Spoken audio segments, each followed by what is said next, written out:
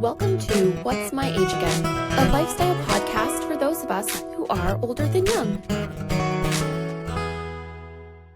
Hello, hello. Hey. Hello. All right, we are very excited to have our first Been There, Done There. Been there, done there. We got a little Maine accent up in here. Now to our guest, you no longer have to feel nervous about stutter speaking because We've got it done. I just did it. So this is our Been There, Done That. First one of our relaunching, and we're super excited to have Colleen Wise with us. So welcome. Yay. Welcome.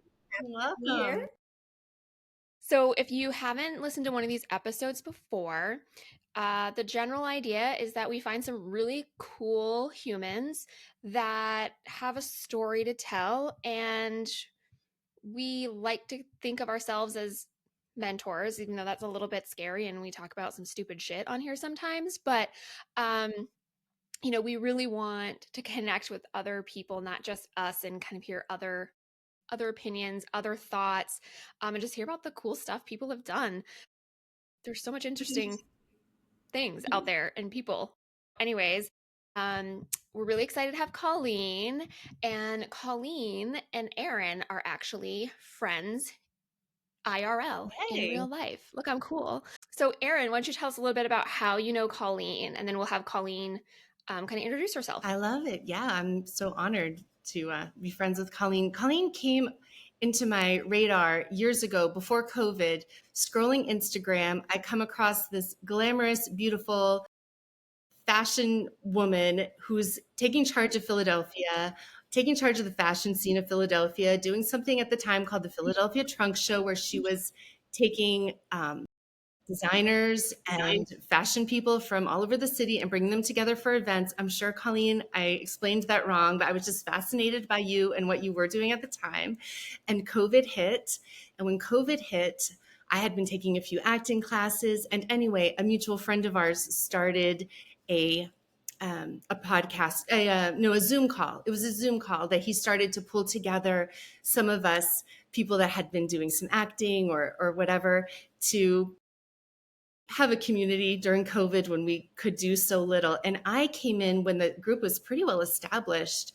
And I remember getting onto my first Zoom call. And if you know, you've done Zoom with like 25, 30 people, everyone pops up like little Brady Bunch people.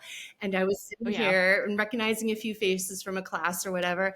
And then Colleen's face popped up. And I was like so starstruck. And I was like, oh my God, there she is. You're like, I'm a fangirl. That's right. Total fangirl.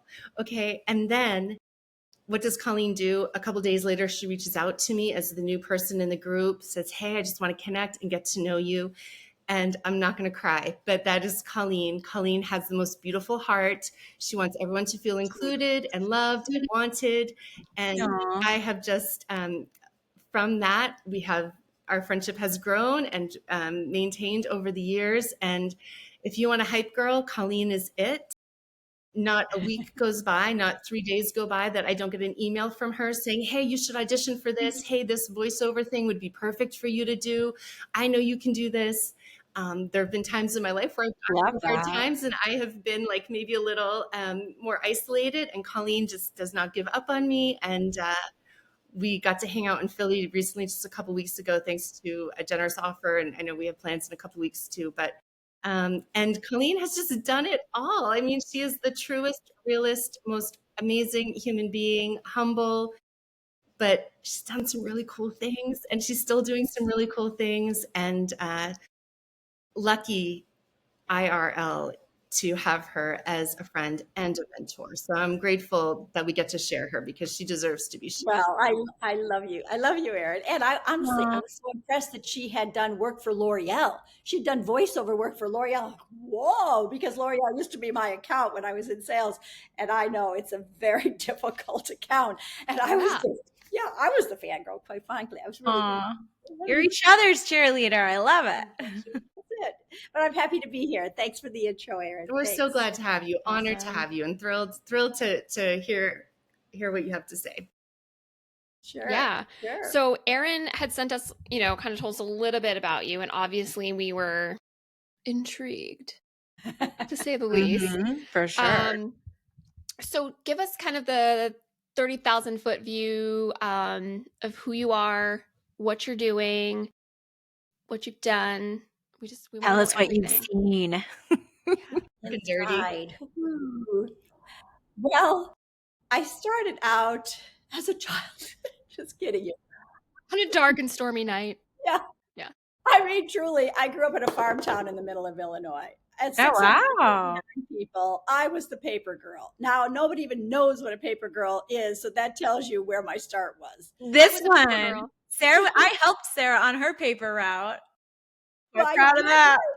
Oh, it was meant to be that we would connect. I love it. I had 59 papers. I counted them after school. I had a lot more than that, but I had like a heavy business street, which was the tips were fire. The holidays, you guys like made bank. Oh yeah, we bought bikes one year. My brother and I split it. Yeah, we bought bikes one year with our tip money after Maybe Christmas. that's what I Anyway. should be getting into. Sorry. I don't know. The farmers in Grand Ridge, they weren't that big a tip. They weren't big tippers. Yeah. No. But anyway, I say the point that one thing that I always remember from that is that I one time had one family. I think they were really not in a great financial situation, and the father would always evade me. He would never, and it was really a really tough situation. Aww. And I remember though that it was the only time. Now, you know how our parents are. You got to do your thing. That's your job. Mm-hmm. Only time my dad said to the guy when he saw him around town, "You got to pay her. It's only 59 cents. You got to pay the paper girl." Right. My dad came to my rescue one time because I'd been there numerous times. But anyway, that's beside the point. And I always thought, what other kind of a thought that I knew I would have made it when I could shake someone's hand, look them in the eye and shake their hand. Mm-hmm. Because when I started out as a teacher, my first job after college, I was a junior high school teacher and then I was a high school teacher. I loved it. It was so much fun. But, in teaching, you're not like in business. You're not sticking your hand out, shaking people's hands. And then a few years later, I ended up working for Business Week Careers magazine. And there was actually a picture of me reaching out, shaking someone's hand. Like a boss. Like a business situation. Yeah. I have made it. I have really made it. I can do that one thing. Now I can really do anything, even though I grew up in that little tiny town where I don't think people still live there. It's fine, but I wanted to do some other things. So that's kind of my history in a nutshell. Like I had a great family support, but I also thought I got to do this on my own. I'm going to stand up and shake their hand. And that's how it started. Okay, first question. How did you get from A to B? How did you go from teaching? Because I too have been in education. So I'm just wondering, like, I'm definitely in, I don't even know if this is like my third time out of the cocoon as a new butterfly, but how did you go from education to this next career? Like, I want to know, how long was that between? There were a few things in between, and I've had a few different careers. We'll probably know. I want the timeline. I want the whole timeline. I would be happy to tell you that, but I also say to folks who have changed, and as I have, it's a slide. It's not a jump. It's a slide from one to slide into the other, to take what you've got in one field and kind of move that one part into something else, because those jumps, those changes aren't easy, but it can be done. It really can be. And I've had many jobs and careers to prove it. But to answer your specific question, I was a teacher and I taught high school speech and theater for the most part. Okay. I taught high school music too. But I then went to work at a performing arts center in another bigger town in Illinois. And I went as a part-time, I think I was at minimum wage, part-time, to get in and work in theater management. And I was waitressing full-time. I was doing all those other things. Yeah. That was that other job, which I do as the slide, because I taught theater. So therefore I could slide into working in management in a theater production company. It was a big performing arts center, 1900 seats, and with big shows, touring shows. So that was kind of my slide. I mean, what I was doing, I was I was being the delivery person to the city hall. It was not really, but by the end of 5 years, I was booking the show as I was running all the events. It's very So, exciting. you can do that slide. I then decided, because I was booking the shows, well, if you're booking the shows through the agents, I could be an agent in New York. So Wow. I decided I was going to go be an agent in New York. I moved to New York and had an interesting experience that the person I worked for was really unpleasant. And she had cockroaches on her desk. Oh, Ugh. So like as pets, as friends, or like they found their way there? so you'd put your notebook down at her desk, and then you go back to your desk, and you'd have Oh, cockroaches. My, I oh my, gotta get out of My. here. This is really not the thing for me. So no. I went to, the old days, they used to have employment agencies. So I went to one, which basically they were placement agencies. It wasn't an executive search. It was not that fancy. And I remember the woman was interviewing me, and I broke down in tears. And I'm not a crier. Really usually have my stuff together. But she said, "Oh, you really are having a difficult transition to New York, aren't you?" And I said, "No, I just want another job." And whatever I did, I think that's when I went to be a flight attendant. I know, random, crazy, sidestep. I did that for about 5 months and realized I used to have $1 million budgets, and now I can't count to 273 because you have to count the passengers on the plane. Right. Yep. Yep. And then I went back to the arts. I continued to work in the arts for a while, and then slid into magazines because there was a job, 3-month job. Again, I'm willing to take risks because otherwise it's hard to get somebody to take a risk on you if you're not willing to take a risk on it. Yep. Right. It was a 3-month 100%. job with Business Week Careers. Another woman and I, we were out in a Dodge Ram van traveling across the country, going to colleges and universities, giving career advice on how to find a job, which at that point I'd had a lot of jobs, so I knew how to find a job. And that was my first foray into magazines. And then we can talk more about magazines, which was really, it was the beginning of the golden age of magazines. It was in the 80s, which went until, the mid 2020 or so. I miss them. I loved a good magazine. Yeah, it was wonderful. They were wonderful to read, but they were even better to work in because, Sure. it was a beautiful, fabulous job. All of those jobs were fantastic. But I want to touch on the whole job shifting and career shifting because I've been there myself, and I think that a lot of people they feel like they can't make a change. It's intimidating. I'm sitting there right now trying to figure out what I want my next move to be. And it's intimidating when you've had experience in varied fields, and a lot of times you hear you're overqualified, but yet at the same time you don't have the things you're super qualified for at your availability to like where you're located demographically. So I just want to hear all the things you have to say about this. But also it's important to, even if you're in a job, right, and it's just not the field for you, I think that it's never too late to go try something else, right? Absolutely. Yeah. Do not ever feel stuck.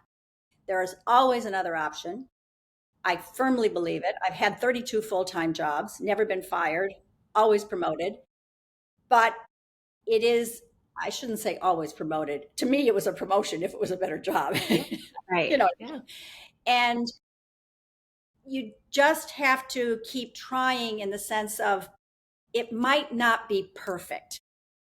It doesn't have to be the perfect situation or the perfect career or job change, but just doing it is going to move you along. And you say the old pipeline, it's moving you forward. Now, I understand when, folks are in financial situations that they have to have the job that's going to pay them a certain amount for their family and all of that. But I just say work around it. I've taken pay cuts. I've done all that because usually for me, I just had to make a move. I couldn't stand something the way it was for various reasons. But again, I go back to I mean, it probably takes a lot of chatting with friends to figure out what could I do? How could I make a move and continue, maybe it's a side hustle that then turns into something. Because you have to keep your regular job, you have to keep your health insurance or whatever it's going to be, or you're going to go be a bartender because the tips are better than what the career is. That's fine too. Yeah. I never really have to say, I never had a path. I just kept moving forward as I felt forward was. And I do find it is paralyzing certainly would have been for me, but I think it is paralyzing for people when they feel they have to go on a path or have to make the right move. And it's too much. There's Aaron and I just went to hear Salika Jawad, who is a woman, New York Times bestselling writer. And her comment was, how people say she actually has a cancer journey, and people will say, live every day like it's your last. And she says, that's just exhausting. She said, live every day like it's your first. Oh, I like Isn't that it. fantastic? That's a good Yeah. one. And it just gives you so much inspiration and power to live every day like it's your first day. Now, what am I going to do? How can I move ahead? Also, as women, we need to not be afraid to make career moves like men, right? I think women are really susceptible to the imposter syndrome.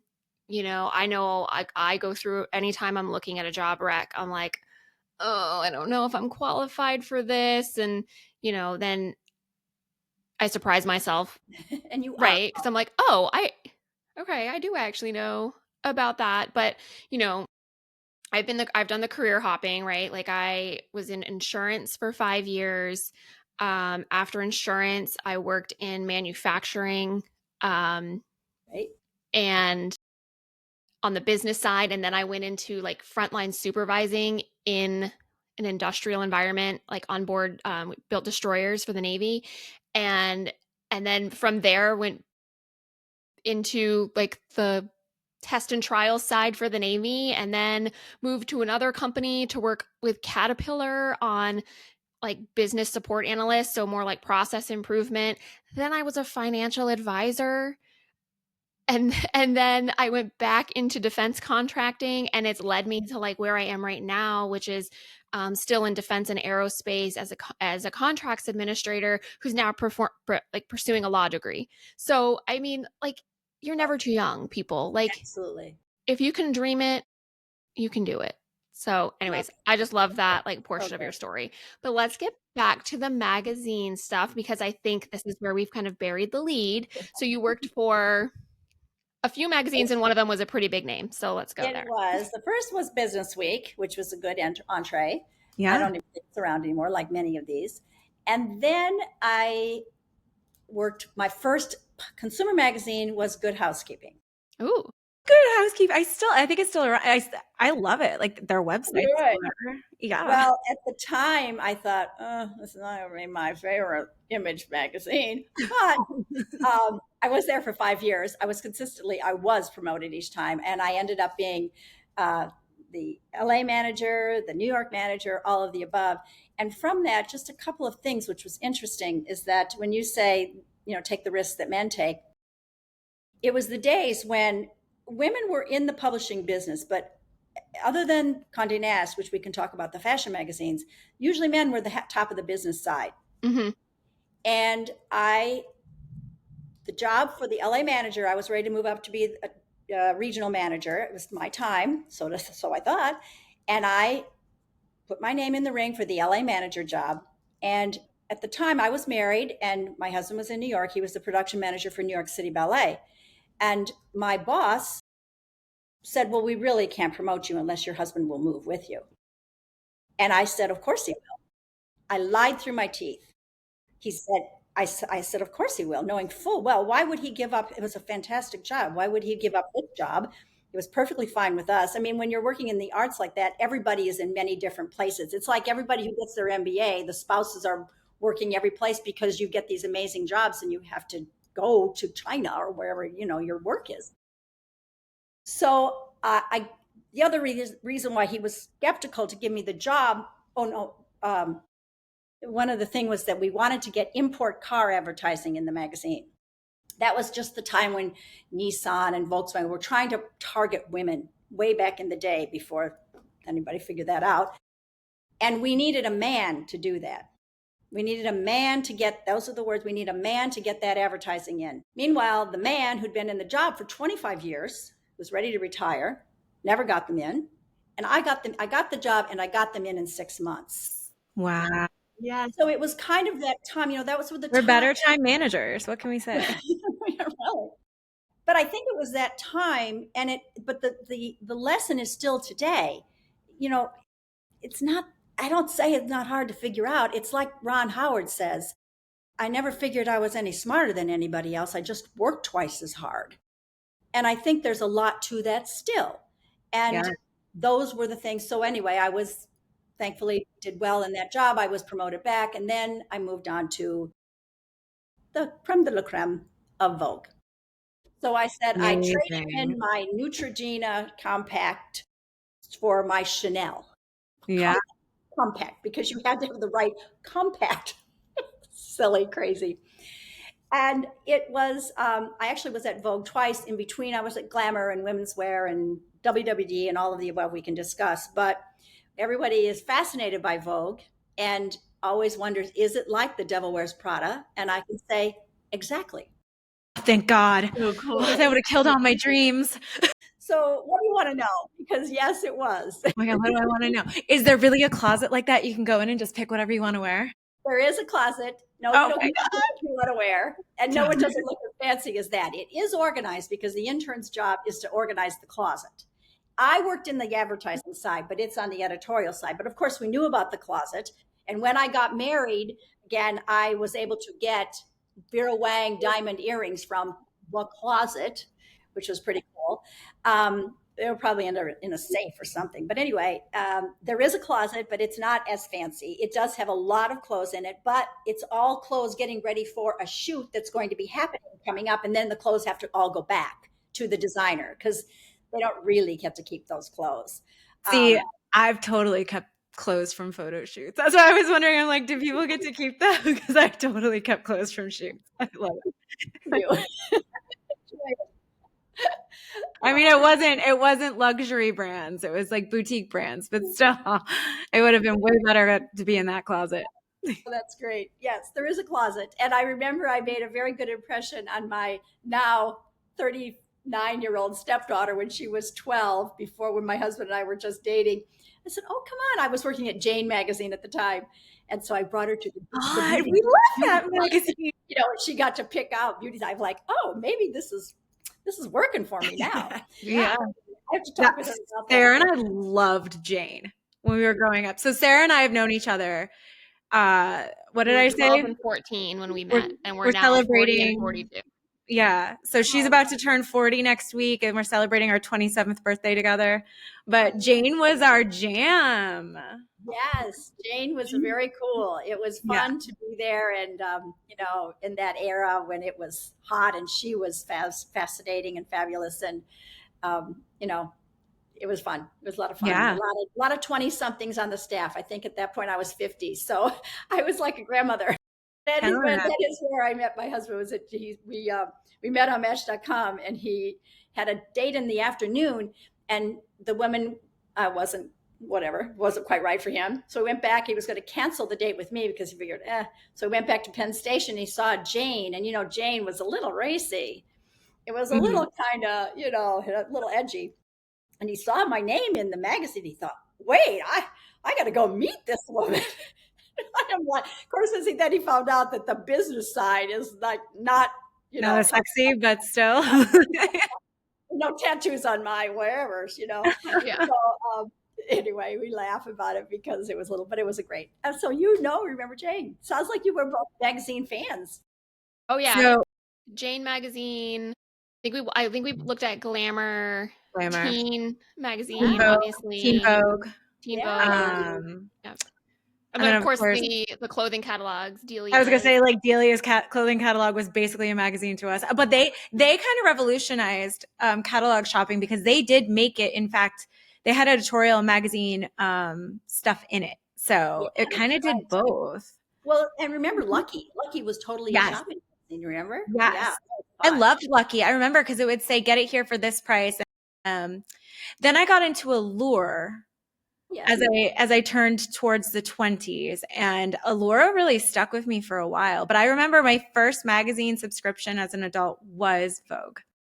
Yes. Yes. I I remember that. still read it. I still get it. It's kind of a pamphlet now, but it's still good. It's, Yeah, I have it in my email. I get the email. Yeah, I do too. I do too. They have a great story today about the wedding of Abedin. What's her Abba? She was Abba Ahmadine. She was Hillary Clinton's number Oh, yeah. two, really campaign Okay. editor, and she married Mr. Soros. So it was kind of, and she had all sorts of dresses. It was very pretty. Anyway, I love um, that. yeah.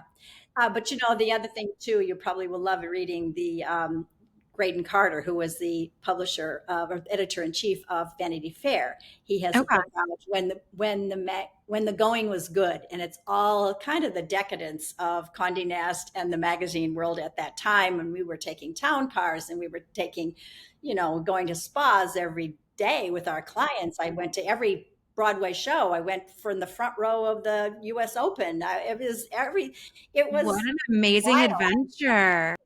You're right. I It love really, that. really gave me a worldview that I don't think I would have had if I stayed in Grand Ridge, Illinois.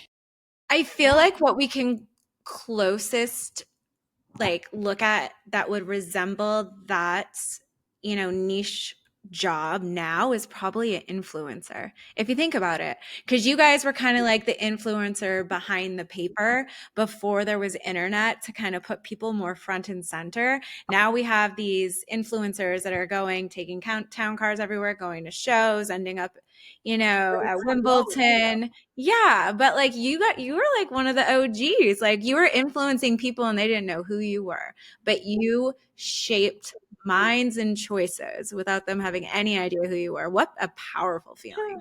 That's an interesting Who's the most famous person you feel like you've met in the industry? disappoint. It might be her though. She just might be it and nobody knows. Yeah. Is it you? Maybe. I guess that probably would be Anna Wintour. Yes, I've met Anna Wintour. I don't know that she'd remember me. But I think, when on the sales side, we were always kind of looking, or a lot of the clients were our clients, but we weren't necessarily, we were carrying the bags. We always say to people, the editors, they had all the glam, but they weren't making any money. We were the salespeople carrying the bags, getting the coffee, and bringing home the cash. Those kind of things, like I remember waiting for my sales calls in Iman. You remember the big fashion model Iman, African Yeah. woman? She was married to who was she? David Rock star, somebody. Bowie? No. David Bowie? Yeah, David Bowie? maybe? Yeah. Anyway, I don't know if she's she gorgeous. walked in. It was her company, and she walked in, and I said, "Hello." She has her accent, hello. I mean, just kind of those random things. Or David Yurman, I remember sitting next to him. My one fun though was sitting next to and getting to know Christian Soriano. Wow. Very nice. From Project Runway. Yes, I love Project Runway. Yes, and we had a sales meeting when I was at W Magazine and the theme was fierce. So he was a guest. And for random reasons, I was sitting next to him, and he was the best story he told. And this was way before Project Runway. And he was an intern at Ann Taylor, if you can imagine. He said, they didn't know what to do with me, but nobody paid any attention to me until the day before I went to go on Project Runway. I told them that's what I had been accepted to do. He said, oh, then everybody was bowing. Everybody was interested in me then. But, he grew up very modestly. I think his mom was a hairdresser and, in, I think South Carolina or something like that. But he was a fascinating, interesting guy. Oh my gosh, that's so cool. Yeah. What do you think your favorite perk of the job was, or experience? What was your top, this is unbelievable, I can't believe I'm here, I'm loving every moment? What is it, either the perk or the experience that you would say was core memory? We had to go to galas all the time. Mm-hmm. And we were, again, the salespeople, we're all dressed up, but we were there to meet clients. We didn't sit at the table. We had to work the room. And one time, this just kind of puts it into perspective. one time we were probably at a table of 8 or 10 sales reps of we probably were Rogue. And coming up to us was Nikki Hilton, Paris, and her sister's name. Paris, mom was Nikki.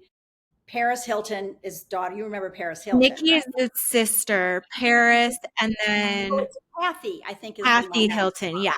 Yes. Mm-hmm. So they came up and they were telling all of us, oh, we didn't know what to wear to the gala. And we decided we're going to wear white. We went to Bagley Mishka and he created for us. And, and they're all in their beautiful gowns looking gorgeous. I remember I remember that specific night. I was so busy. I could not get away from the office and change. I literally was in my black boots, black skirt, and black sweater. And still looking gorgeous. They were There's no all doubt, I'm sure. well, I don't know. I mean, we were just happy to be there. So anyway, they were going on, and they left, and we all looked at each other and said, "Now, what was that about?" And then it dawned on me. I said, "They think we're editors. They think Oh, we can actually cover their Bagley Michka dresses. They think we can actually cover them." And it was such an awakening of that's, as you say, the influencers. That's what that life is like. And that's part of it. If you sign up for that, you have to be ready for it. You're covering everything is a story.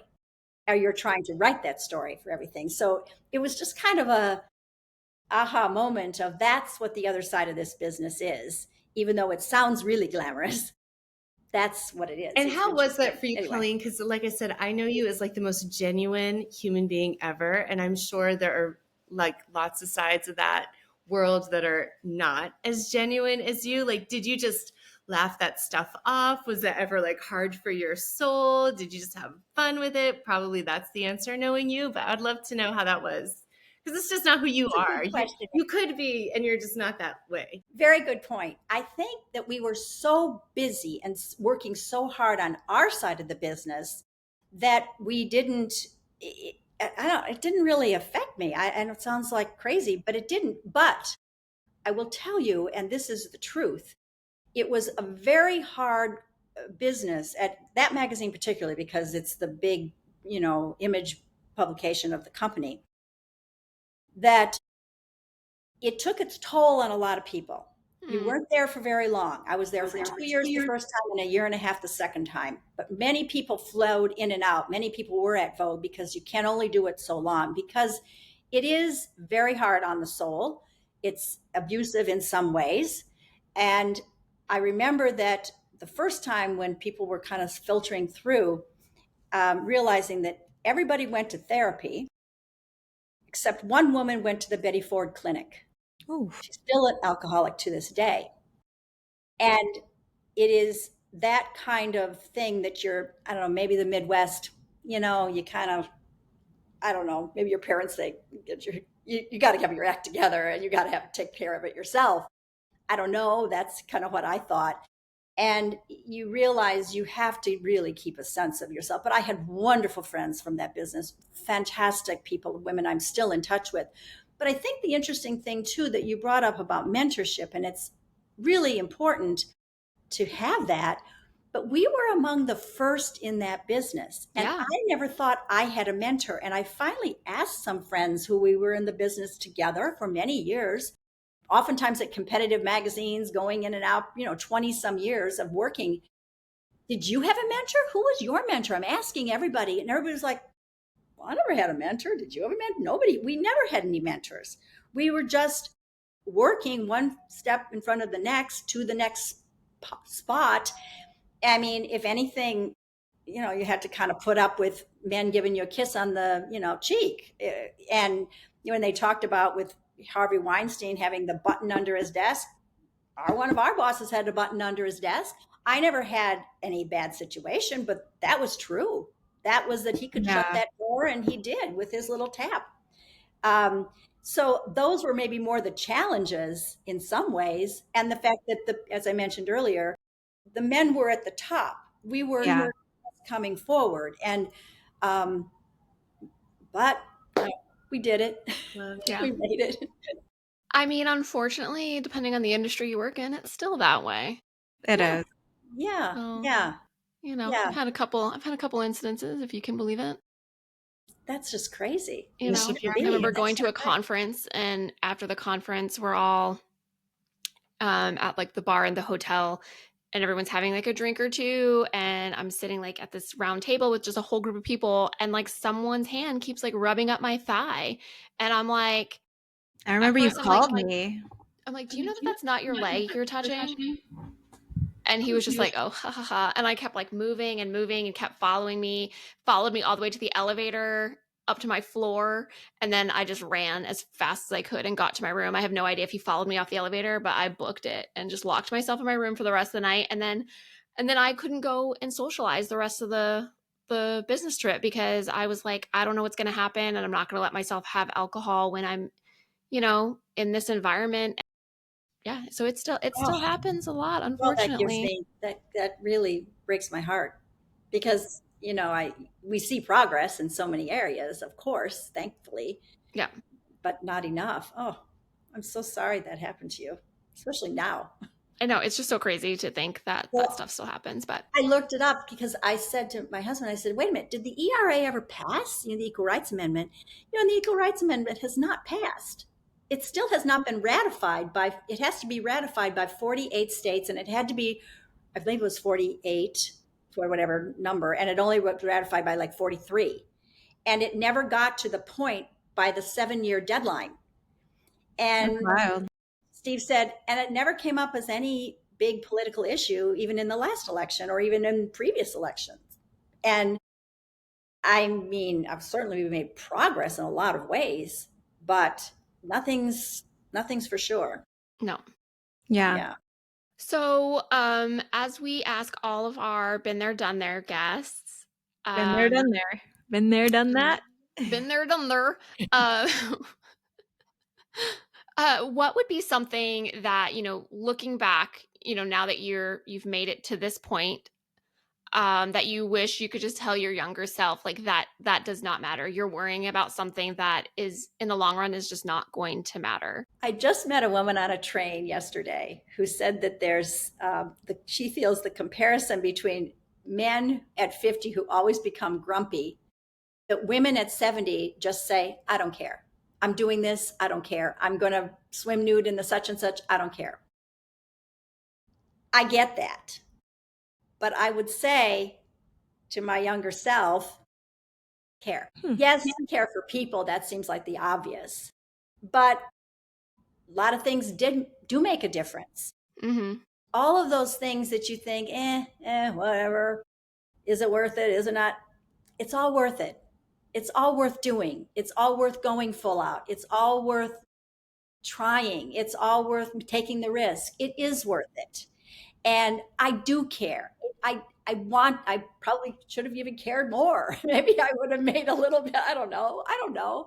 But I don't think I ever had anybody say that to me, but I do care, and I want people to care. It does matter, and what you have done is noticed, and it is makes you an even better person for the job, for life, for partners, for family. I love that. Awesome. I love that. Yes. That's great. And so what's next? What are you doing? Like, what are you doing now, or what are you working towards for your next chapter? Erin, I'm happy to say we share our love for the performance. She's a great actress. I don't go that route, but I do. I always say I love the modeling, the commercial modeling. I can smile for days.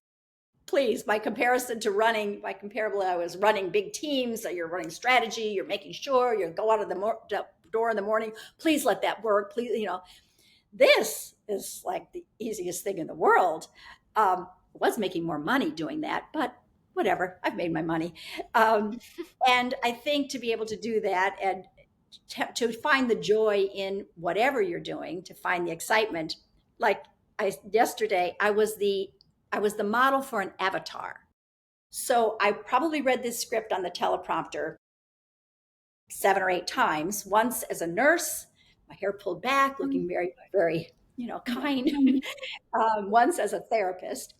The avatar, the technology captures your being Yeah. your voice, your tone, your words, your gestures, your everything, so that when they make the avatar as a result, or it captures all of that. So even though I did a script about teaching someone how to suction a trach from a tracheostomy, when they want to, let's say there's somebody who's having a tonsillectomy and they want to tell the people about what the side effects or the recovery or whatever it would be, they can feed a new script into that avatar. And then that avatar tells the patient about that particular situation. So whatever is technology, what's AI, any of that, everything continues to change. And so that we can keep at it, keep on it, is just the fun part.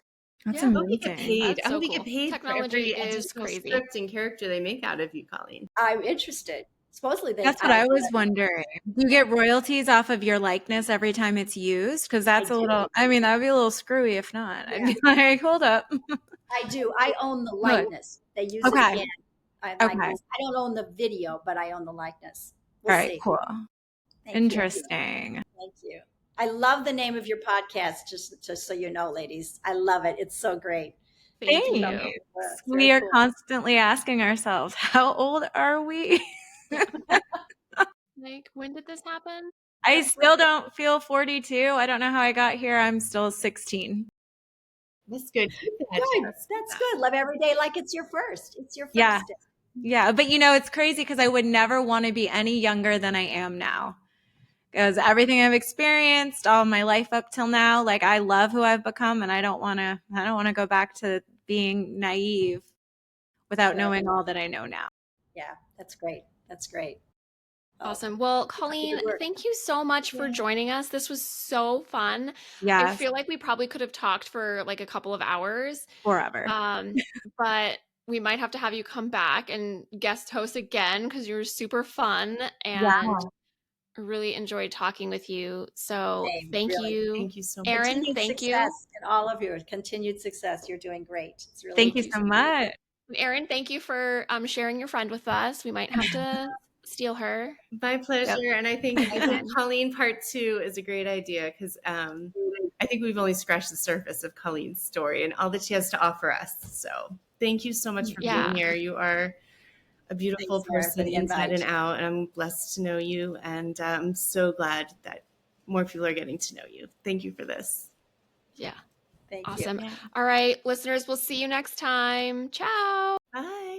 Bye. Thanks for listening to What's My Age Again, hosted by Sarah Doucette, Jessica Giancola, and Erin Ashley. This show is edited and produced by Sarah Doucette, with our theme song Lay Down by the Paul Houston Project. The views and opinions expressed on this podcast are our own and reflect our personal experiences. What's My Age Again is intended for entertainment purposes only. It is not intended to provide medical, mental health, or professional advice. Always consult with a qualified healthcare provider before starting any new health routine, including supplements, exercise programs, or therapies. Want to connect with us? Learn more, catch up on episodes, or check out the products we crush on? Head over to www.whatsmyageagainpod.com. Be sure to like and subscribe and follow us wherever you get your podcasts. And join us every Tuesday for real conversations, laughter, and a whole lot of relatability. Until next time.